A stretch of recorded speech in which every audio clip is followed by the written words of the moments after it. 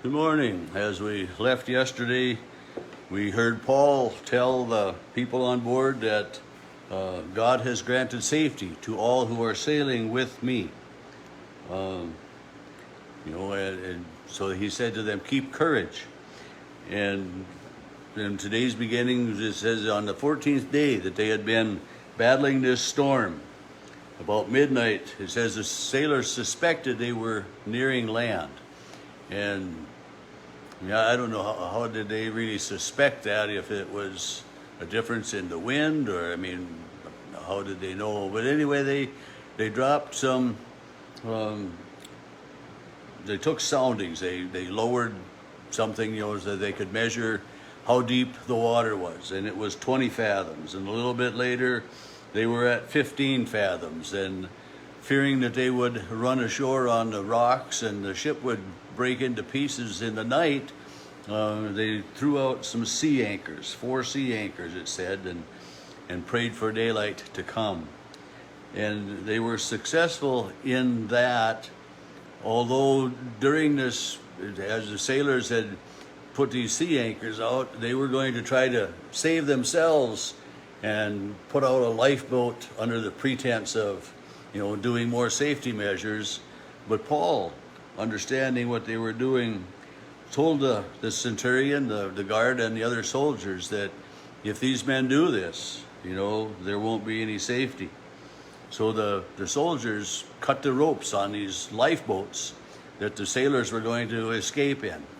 And, in some ways that would seem to be the stupidest thing to do. Why you cut the ropes on the lifeboats so the lifeboats are gone? You don't have that safety. This is always one of the things, on these big ships with the lifeboat, life rafts. If something happens to the ship, supposedly you can live on these little lifeboats. And although I don't think I'd really want to be out in a storm-tossed ocean in a lifeboat either, if the big ship is getting tossed about in the storm. And I kind of think about that, when we as a people work together for a project or for anything, it lightens the load, and there's safety in numbers. And when we're all alone on something, so often the task is overwhelming. And this is kind of the way I think of this, this bigger ship that they're all on, and it tells us there were 276 persons in all on this ship. So that's a lot of people. So it isn't just a small boat that they're on. It's a fairly substantial vessel that they're on, being tossed about by the sea, and of course they didn't have generators and engines and all of those things to help, but yet 276 people was a fairly large boat that they were on. And then to think about getting into a small lifeboat that might hold 20 or 25 or 30, which is still, a pretty good sized seagoing vessel, but the safety factor seems so much less in a smaller vessel. And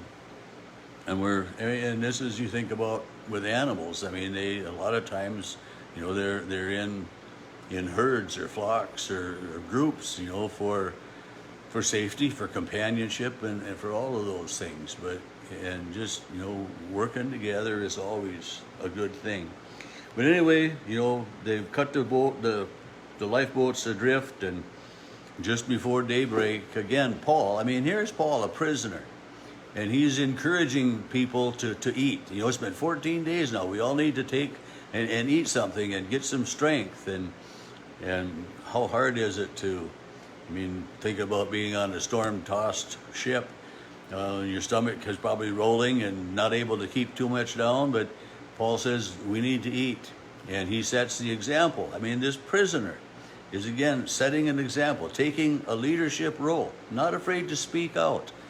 And he has spoken about God. This is, according, he says, in yesterday's ending, it says, God has granted safety to all who are sailing with you, and so he's speaking for God and encouraging these experienced sailors and telling them it's time to eat. And it says that, he takes bread and he gives thanks to God in the presence of all and began to eat.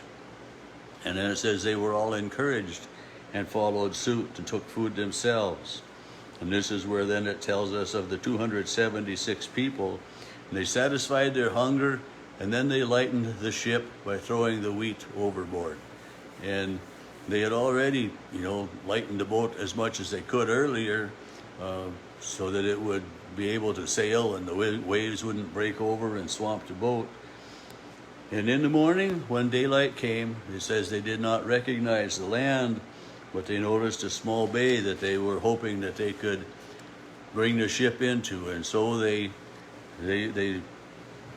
cut the sea anchors away and hoisted the sail and tried to make it into this bay.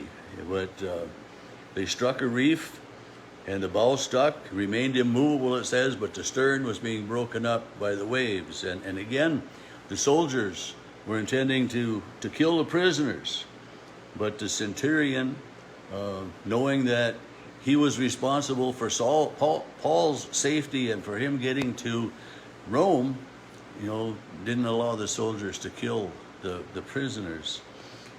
And the ones that could swim were ordered to jump over and swim to shore, and the others, wait a little bit, and then when there gets to be some of the boat broken up, the ship's breaking up, then you can grab some of the planks and everything, and they'll help you float to shore. And think of the trauma, think of the anguish, the anxiety of being on this ship where it's stuck on the reef, and it's getting battered and beaten up and starting to break apart, and sometimes, again, our lives seem that way, that we're kind of stuck in a spot, but yet everything is just falling apart around us. And but to think of Paul's words here for those sailors, God has guaranteed that all of us will live. Take heart, be bold, be courageous.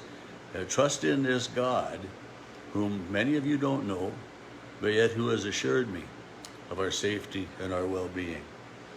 And I think about the courage that it would take Paul to step up and to speak out that way. And being a prisoner, a lot of the prisoners, if they're in a jail on land, probably would have shackles, or they would be bound in some way.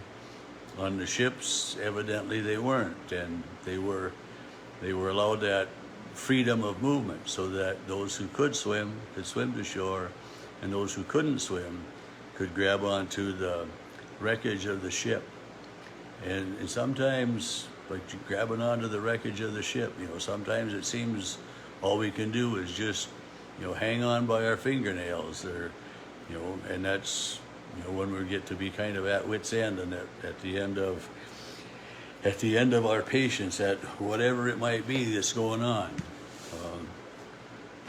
But to know that we're not alone in any of that stuff, that God walks with, and that doesn't always mean that we have smooth sailing in our lives. And this is, I think, one of the examples that we get from this part of the book of Acts, with Paul being arrested. He's speaking for Jesus, and he gets in trouble for that. He gets onto a ship bound for Rome in time, and the delays and the storms and everything that goes on.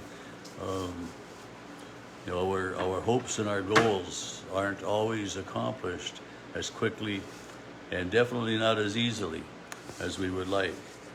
But to persevere, to carry on, and to have faith in God makes all the difference in how we react to the world, and how we get through the storms that we see in life.